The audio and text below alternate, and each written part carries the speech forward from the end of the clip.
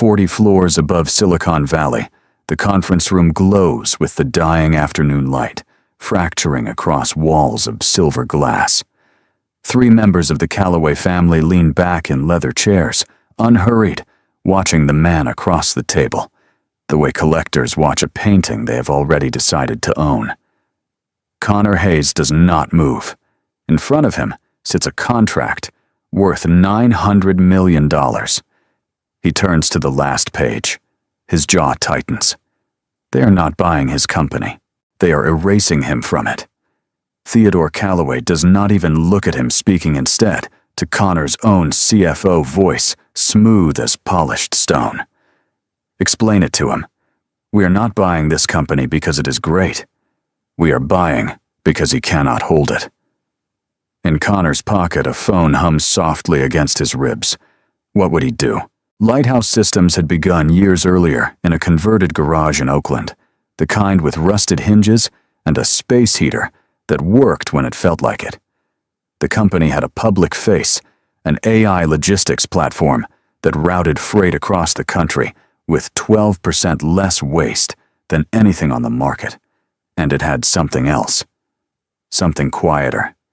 Something that lived behind 2 layers of encryption and a small team of engineers who never spoke about their work outside the building. They called it Layer 2. Brennan, the head of engineering, had warned him 100 times. A man who looked perpetually tired, who wore the same gray sweater through 3 seasons, who had followed Connor from the garage into a real office because he believed in the thing they were building. The morning before Connor flew to meet the Calloways, Brennan caught him in the hallway and said it again. Do not let anyone outside this room hear about Layer 2 until we are ready. Once it leaks, you cannot pull it back. Connor had nodded. He had not told Brennan where he was going. He had told only Sadie. Sadie was 7. She had her mother's eyes, a missing front tooth, and a habit of drawing skyscrapers with her father, standing on top, both arms raised like a man who had just won something. On the kitchen counter behind the cereal boxes sat a photograph of the 3 of them, Maya, Connor, and a baby Sadie, wrapped in a green blanket taken in front of a small Oakland apartment that no longer existed. Maya had been gone 3 years. In the last week of her life, she had told him, "Don't ever let anyone make our daughter ashamed of her father." Jamor, he had not let himself think about that sentence in a long time. He thought about it now. The Calloway Tower stood 40 floors above the bay, shaped like a blade. Connor had been there once before. A year ago, Theodore Calloway had offered him $400 million for Lighthouse Systems, and Connor had thanked him politely and walked out. Theodore had not been used to being walked out on. This time, the offer was $900 million. This time, Theodore had brought his children. Sterling Calloway sat at his father's right hand, the older son's square-jawed, expensive teeth, a smirk that lived just below the surface of every expression. He had the face of a man who had never been told no. At the far end of the long walnut table sat Audrey Calloway, the younger one, quieter, the only person in the room actually reading the technical appendix. Her finger moved down the page line by line, and every so often she looked up and asked Connor a question about the system architecture that was sharper than it had any right to be. The CFO of Lighthouse, Walter, sat at Connor's right. Walter had been with the company since year 2 when payroll had bounced for the first and only time, and he had covered it out of his own savings without telling anyone. Late 50s, gray at the temples, thick across the shoulders. The kind of man who said "we" when other executives said "I." Theodore did all the talking, and almost none of it to Connor. "Walter, you understand what is being offered here." Theodore's hand stayed folded on the polished walnut. $900 million. Liquidity for every employee. A defensive perimeter against 3 competitors who are 18 months behind your client and closing fast. Walter did not answer. He looked at Connor. Connor turned the page. The structure was buried where it always was. Page 42, subclause C. Connor's title would change. Founder Emeritus. He would keep his shares. He would lose his board seat, his veto on technical direction, his right to speak publicly on behalf of the company he had built from a garage. He would become a portrait on a wall. Sterling caught him reading it and let the smirk surface. "You don't need to look so worried, Connor. The title sounds dignified." "It sounds like a retirement gift," Connor said. "That's the point." Theodore raised one hand, the small, civilizing gesture of a man who had used it 1,000 times in rooms like this one. "My son is being unkind. The structure is standard. We have done it 16 times. In every case, the founder thanked us within 2 years." At the far end of the table, Audrey did not look up from the appendix. Her pen moved in the margin. Connor watched her underline something and write a note next to it. He could not read what it said. When she did speak, her voice was even. "I would like to ask about the second system you have been building behind the public product." Connor's stomach turned over. It was a small thing, and it was a large thing. She had not said the name. She did not have the name. But she had read the architecture papers carefully enough to see the shape of something she was not supposed to see. And in this industry, seeing the shape was usually enough. He kept his face still. "There is no second system," he said. "There is one product. Whatever you think you are looking at, you are looking at it wrong."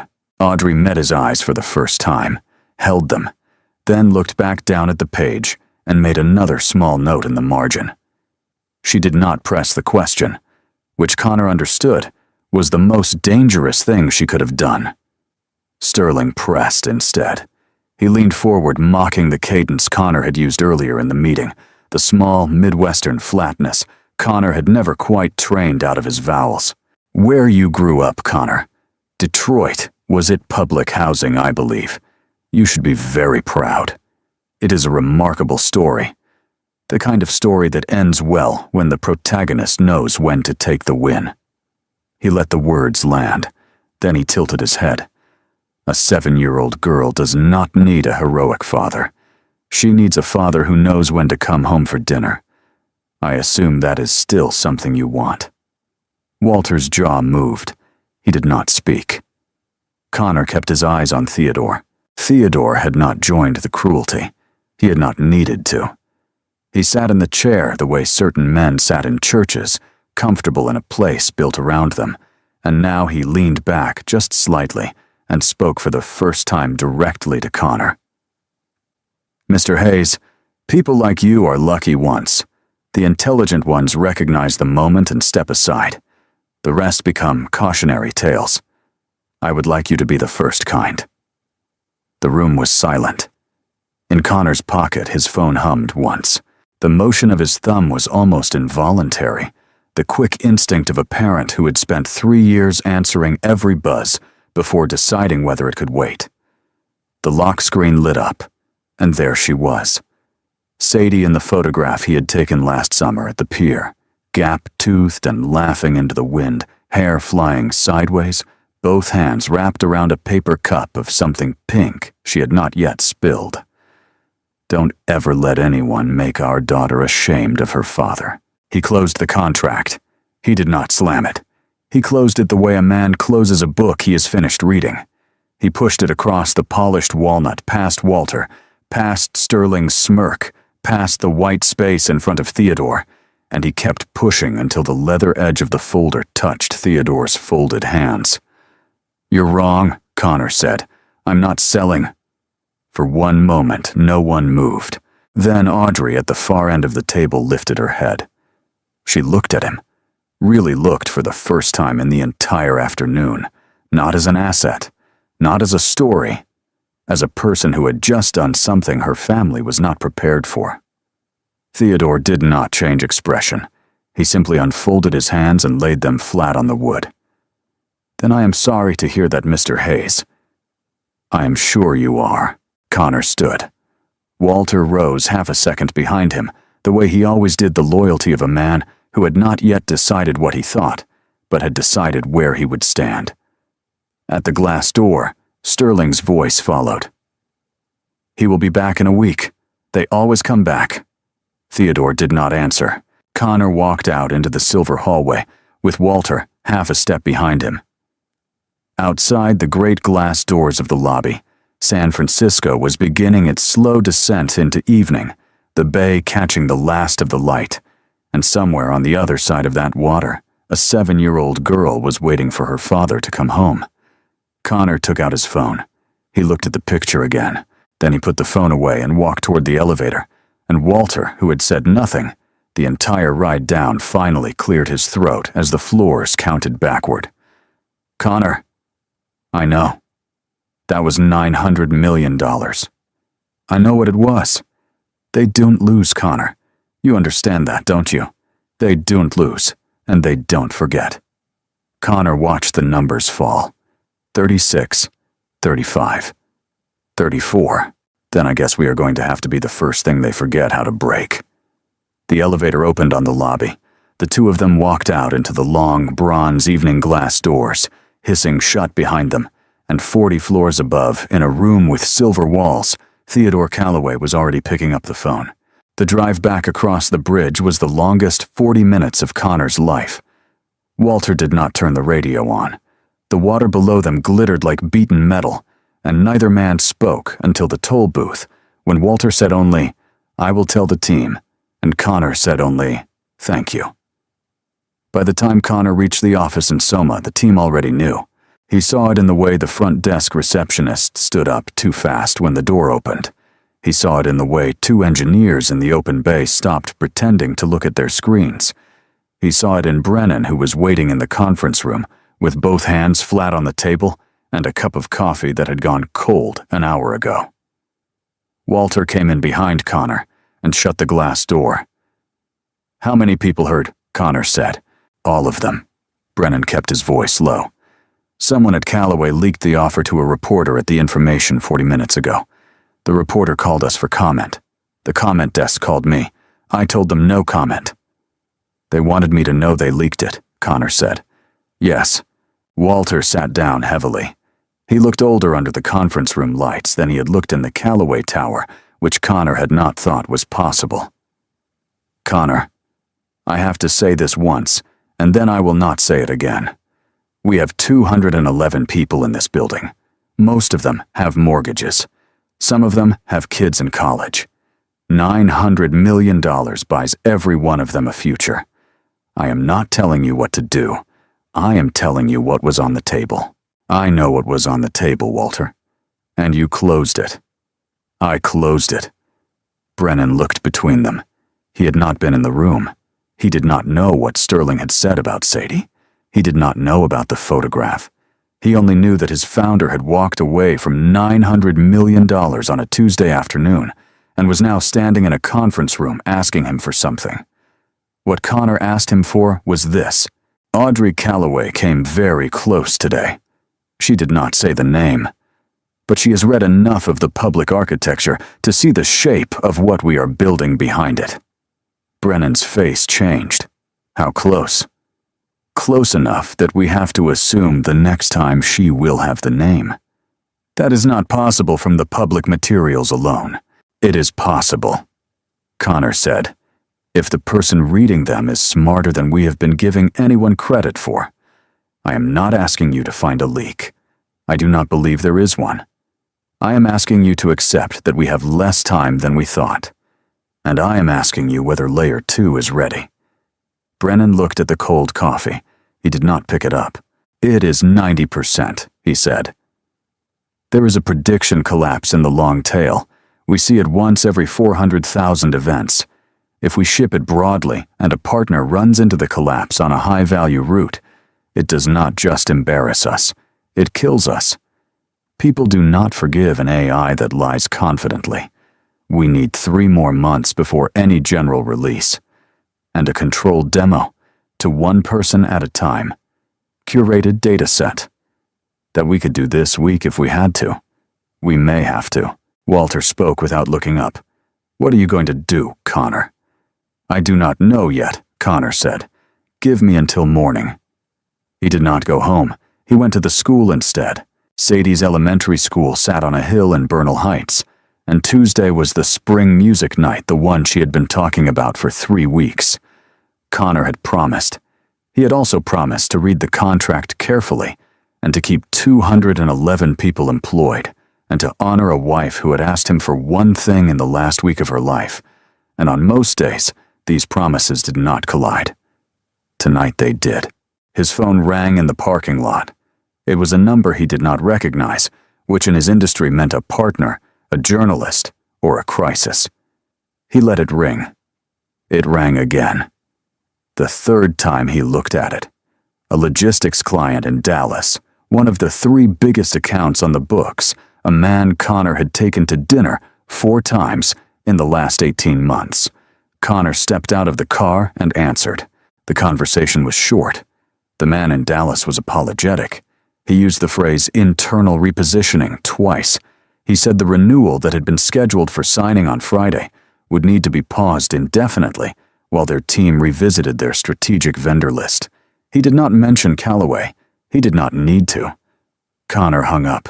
He stood in the parking lot for a moment with the phone in his hand, and then he turned it off entirely and put it in the glove compartment. And he walked into the school auditorium and found a seat in the 3rd row where Sadie could see him. She saw him from the stage. She lit up. The drive home, she sat in the back in her booster seat and held her recorder in her lap like something precious. She had played 4 notes wrong and did not know it. Connor told her she had been the best one up there. She accepted this as a fact. Halfway across the bridge, she said, "Daddy, are you sad?" "I'm thinking." When you think a lot, your face looks like Mommy's face when she was mad. The lights of the bridge passed across the windshield in long, slow stripes. Connor kept his hands on the wheel. "Mommy was not mad at anyone," he said. "She was mad at the cancer." He did not answer. He did not trust himself to answer. In the rearview mirror, Sadie was already looking out the window at the water, swinging one foot against the back of the seat. He carried her up to bed asleep. The next 4 days, Callaway took the company apart in public. The piece in TechCrunch ran on a Wednesday morning. No byline. The headline read, "Lighthouse Systems. Has Connor Hayes outgrown his own company?" The piece was carefully sourced to people familiar with the matter. It described a founder who had become difficult, erratic, isolated. It quoted no one by name. It mentioned in passing the rejection of a recent strategic offer in the high 9 figures from a top-tier acquirer. Walter read it at 6 a.m, called Connor, and said only, "It is in the journal too." By Thursday, 2 more partners had paused renewals. By Friday, a 3rd had quietly stopped returning calls. The pattern was clean. None of them mentioned Callaway. All of them had the same lawyer.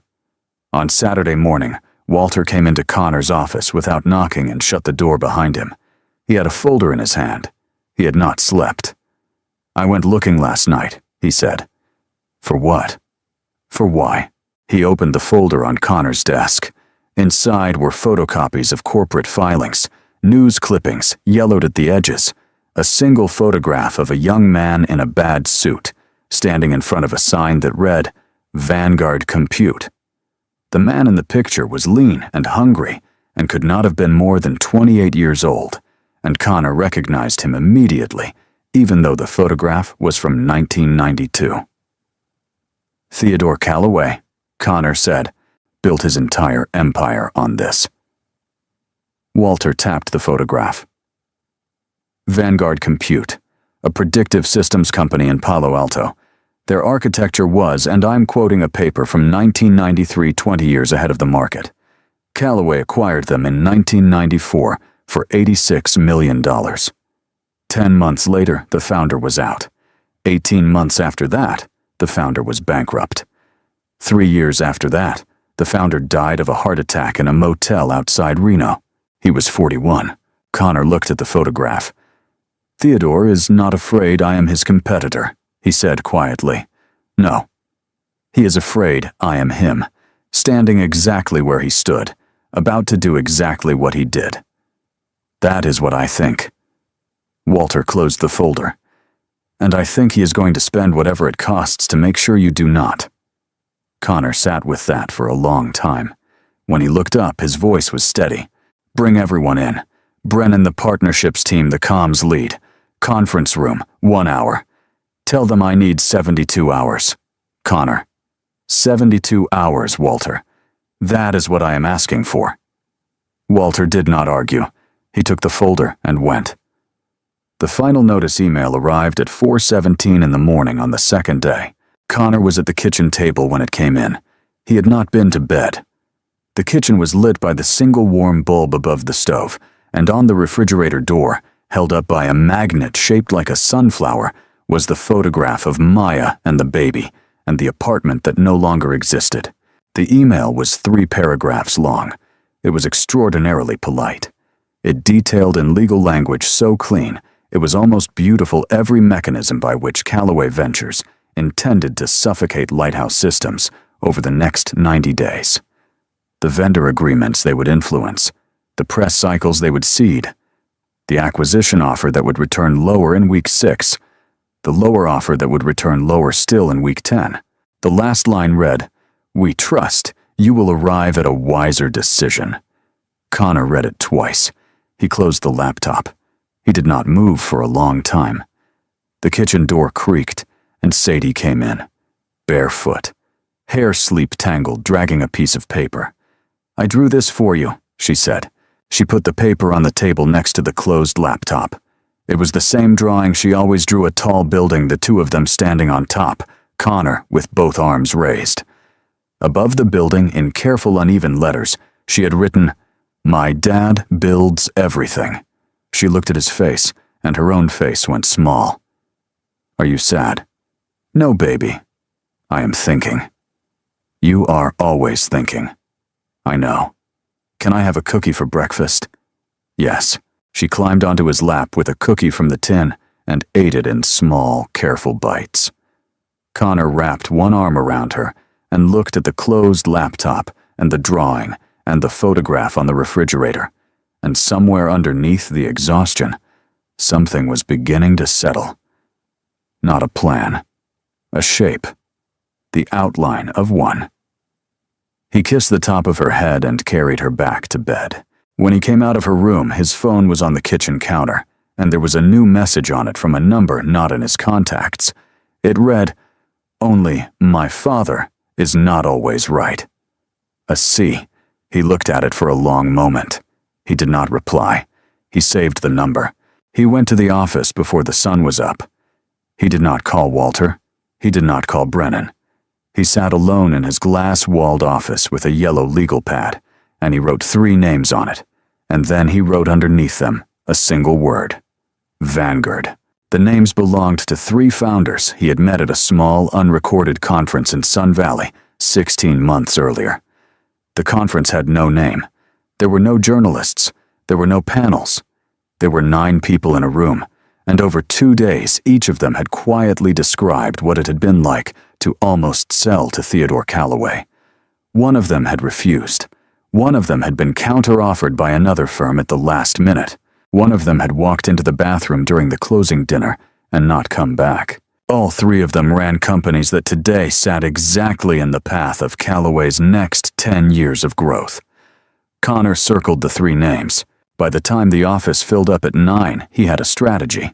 By 11, he had told Brennan what he wanted, and Brennan had gone very still, and then said, "If we are doing this, we are doing it under NDA, and we are doing it in person, and we are doing it once." By 2 in the afternoon, the partnership's lead had 3 private flights booked under 3 different names. By 6, the worst day in the company's short history was ending, and Walter, who had not slept in 3 nights, was standing in the doorway of Connor's office with his coat in his hand. He laid an envelope on the desk. "I want you to know I did not come to this lightly," Walter said. Connor looked at the envelope. He did not open it. "How long have you had it written?" he asked. "Since Wednesday." "Why did you wait?" "Because I wanted to be wrong." The 2 men looked at each other across the desk. Outside, the city was getting dark again. Connor did not pick up the envelope. He did not push it back either. He left it where Walter had set it down. "Stay until Friday," he said. "If you still feel this way on Friday, I will sign it myself." Walter looked at the envelope. He looked at Connor. He did not take the envelope back. He did not insist on it either.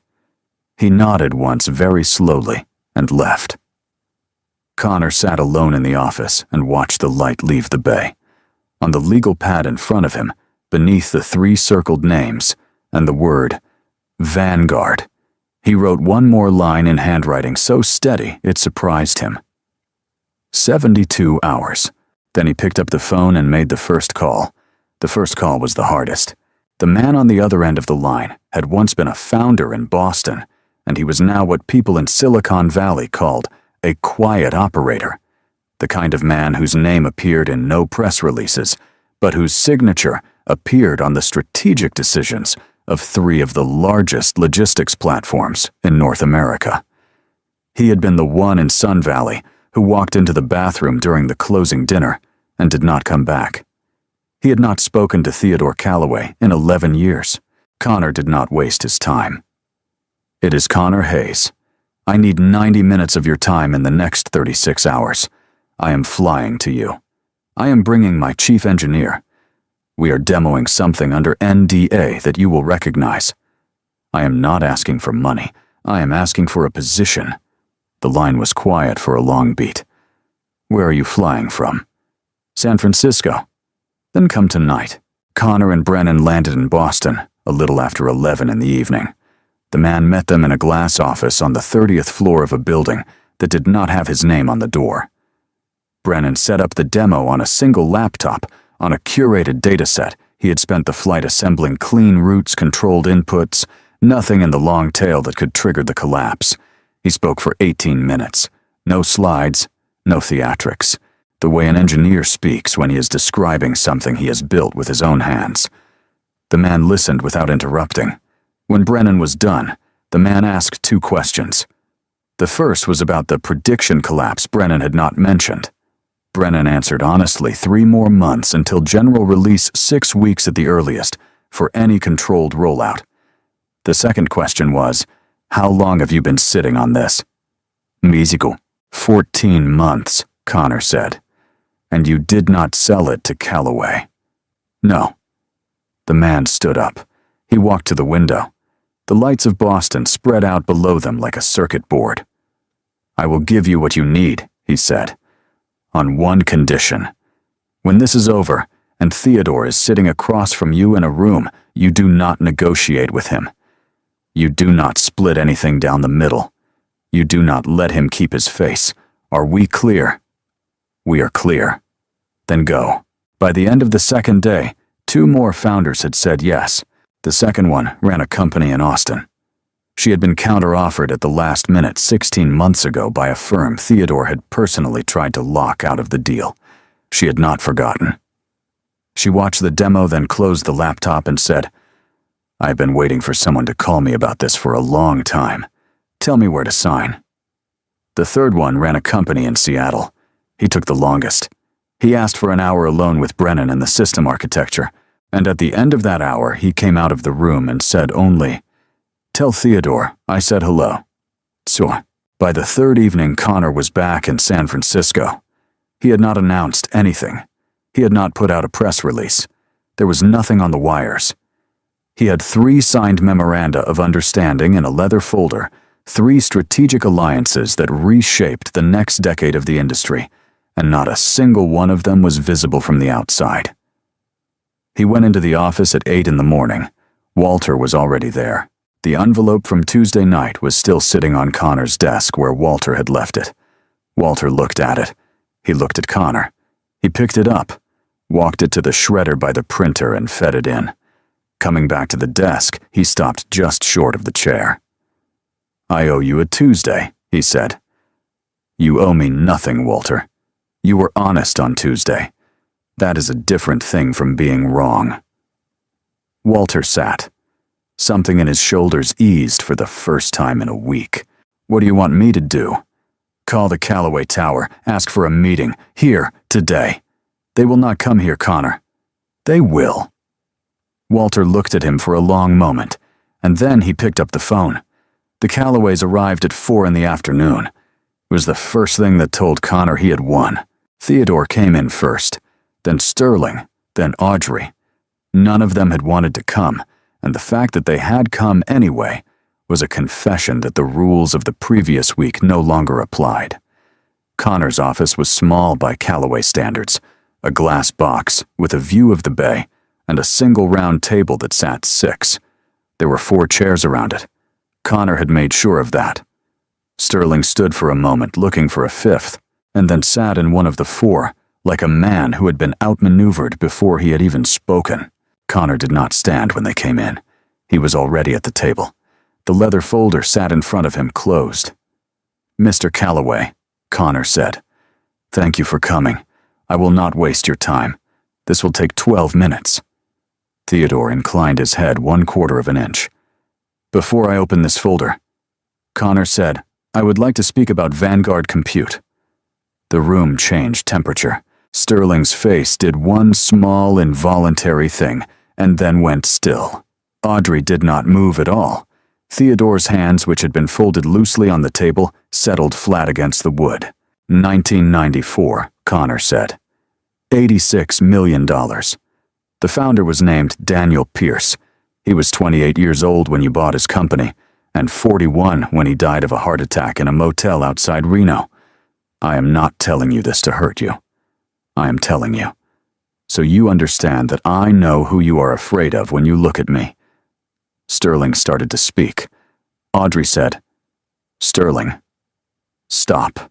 It was the first time in the entire arc of the story that she had spoken with weight, and Sterling stopped, as if she had put a hand on his chest. Connor turned to Sterling then, not to his father, to him. "You said something about my daughter last week, Mr. Callaway, about a father who knows when to come home for dinner. I went home that night. I have been going home every night since. You should ask yourself sometime what you go home to." Sterling did not answer. He could not. The smirk that had lived under every expression the previous week was already gone, and what was left under it was a man who had been raised to believe that cruelty was the same thing as power, and had never been shown the difference until now. Connor turned back to Theodore. He opened the folder. He laid the 3 memoranda of understanding side by side on the table. He did not push them across. He let Theodore read them where they sat. Boston, Austin, Seattle. 3 names. Theodore knew 3 names that had refused him. 3 names that now sat in alliance with the man he had been trying to break. Behind the memoranda, Connor laid a single page of demo results from Layer 2. Not the architecture, not the source, only the output. Performance numbers against the public benchmarks. Numbers no system on the market could touch. Theodore read each page once. He did not pick them up. Sterling leaned over to read alongside him, and Connor watched the moment the younger man understood what he was looking at. Audrey was the one who spoke. "What do you want?" Connor met her eyes. "I do not want anything from you," he said. "I want you to step aside." The room was quiet. Theodore unfolded his hands. He did not look at the papers anymore. He looked at Connor, and when he spoke, his voice was different than it had been in the tower. Lower. Older. "Do you know why I wanted your company, Mr. Hayes? Because you were afraid I would do to you what you did to Daniel Pierce." A long moment passed before Theodore answered. 30 years ago, I stood where you are standing." He spoke slowly, choosing each word the way a man chooses footing on ice. "I did not have your alliances. I did not have your engineer. I had a product that was better than the men who wanted to buy me, and I had no one in the room who would protect me from them.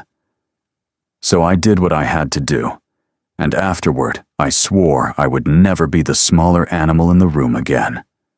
That is the only apology you will get from me. It is not an apology. It is an explanation. I am not asking for an apology. I know you are not." Theodore stood. He did not extend a hand. He did not say anything else. He gathered his coat from the back of the chair and walked toward the door. Sterling rose and followed him, and at the door, Sterling stopped, started to turn, and then thought better of it and went out. Audrey was the last to stand. She gathered her bag. She looked at Connor across the small round table. She did not smile. Exactly, Connor would think later that he was not sure she knew how, but she gave him one small nod, the kind that lived in the eyes more than the head, and she went out after her father. The glass door swung shut behind her. Connor sat alone at the table for a long time. Then he picked up the phone and called Walter, who was in the next room, and said only, "It is done." The unwinding happened quietly, the way these things always did when men like Theodore decided to let go. The TechCrunch piece disappeared from the website on Sunday night. No retraction was issued, no correction. The URL simply returned a 404. Walter called the partner in Dallas on Monday morning, and the partner returned the call within an hour and used the phrase internal repositioning, again, this time in the other direction. By Wednesday, all three paused renewals were back on the calendar. By Friday, the press cycle had moved on to a different scandal at a different company, and Lighthouse Systems had quietly stopped being the story. Walter did not bring up the envelope. Connor did not either. Some things between men did not need to be re-examined to be understood. 3 weeks later, on a Thursday evening, Lighthouse Systems hosted a single small event in a converted warehouse in the Mission. There was no sponsor. There was no Callaway. The invitation list was 120 people, partners, customers, journalists Connor trusted. Brennan stood on a small stage in the same gray sweater he had worn through 3 seasons, and he demonstrated a controlled preview of Layer 2 for 41 minutes, curated routes public benchmarks only, a narrow slice of what the system could do in front of a room that grew quieter and quieter as he spoke. General release was still 2 months away. Tonight was a window, not a door. It was enough. It was more than enough. Connor stood at the back. He did not need to be on the stage. Halfway through, his eyes moved across the crowd, and in the very last row on the aisle sat a woman in a dark coat who had not been on the invitation list. Audrey Callaway. She did not have a drink. She did not have a notepad. She was not there as a representative of anyone. She was there alone, and when their eyes met across the long room, she did not look away. It lasted perhaps 2 seconds. Then she looked back at the stage, and Brennan kept talking, and when the lights came up at the end, and the crowd stood to applaud, the seat on the aisle in the very last row was empty. She had come to see it. She had not come to be seen. That Connor would think later was the closest thing to an inheritance Theodore Callaway would ever give him. He drove home a little before 10. The house was quiet when he came in. The babysitter waved from the couch and gathered her things and slipped out with a small smile, and Connor walked through to the kitchen and stood for a moment in the doorway of his daughter's room, watching her sleep. She had her recorder on the floor beside the bed. She had 3 of her drawings taped to the wall above her pillow. In one of them, the tall building Connor was supposed to have built was now surrounded by smaller buildings, all of them with stick figures on top. He went back to the kitchen. On the refrigerator beside the photograph of Maya holding a baby, Sadie wrapped in green, he had taped Sadie's drawing from the morning of the final notice. "My dad builds everything." The 2 pictures sat side by side under the warm light of the kitchen, and Connor stood there for a long time looking at them. He looked at Maya's face the longest. 3 years was a long time to carry a sentence in the back of his head, and he had carried hers all the way to the top floor of a tower in Silicon Valley and back again, and he had not let it down. He thought very quietly that wherever she was now, she would have understood what he had done this week. He thought she might even have liked the way the kitchen looked tonight. Behind him, soft footsteps. Sadie came in barefoot, sleep-flushed, dragging the blanket from her bed. "You are supposed to be asleep," he said. "I heard the door." He picked her up. She was getting too big for it. He carried her to the kitchen table and sat with her on his lap, and she leaned her head against his shoulder and looked at the refrigerator with him. "Daddy." "Yeah. Did you win?" He thought about the question. He thought about the conference room 40 floors above the bay, and the final notice email, and the envelope Walter had fed into the shredder, and the woman in the dark coat in the last row of the warehouse who had not stayed for the applause. He thought about Daniel Pierce, who had been 28 years old in a bad suit in front of a sign in 1992, and who had not lived long enough to see what came after. He kissed the top of his daughter's head. I did not need to win, baby. I just needed to still be your dad. She thought about that for a moment, the way she thought about everything seriously, and without any particular hurry. Okay, she said. She closed her eyes against his shoulder. Outside the kitchen window, San Francisco went on, glittering in its long, bright sprawl, 40 floors of silver glass somewhere across the bay, and the only thing in the room that mattered was a small girl breathing slowly against her father's chest, under the warm light of a kitchen lamp beside 2 pictures taped to a refrigerator door. Real power, Connor understood now, was not what other people gave you. It was what you would not let them take.